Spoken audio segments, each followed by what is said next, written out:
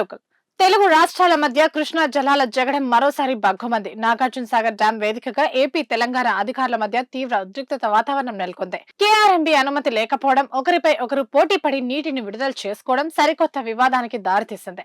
Krishna river management board అనుమతి లేకుండానే AP అధికారులు సాగర్ కుడి కాలువ ద్వారా నీటిని విడుదల చేసేందుకు ప్రయత్నించారు.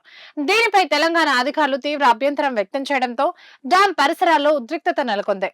చివరకు ఏపీ అధికారులు కుడి కాలువకు 2000 క్యూసెక్ల నీటిని విడుదల చేయగా, దానికి ప్రతీకగా తెలంగాణ అధికారులు కూడా ఎడమ కాలువకు 2000 క్యూసెక్ల నీటిని విడుదల చేశారు. సాగునీటి అవసరాల పేరుతో ఇరు రాష్ట్రాలు పట్టుబట్టడంతో సాగర్ జలాలపై మళ్లీ ఆధిపత్య పోరు మొదలైపోయింది. జల సౌధ వేదికగా ఇటీవల జరిగిన సమావేశంలో తాగునీటి అవసరాలకు 50-50 నిష్పత్తితో కృష్ణా జలాలను పంపిణీ చేయాలని తెలంగాణ డిమాండ్ చేసింది.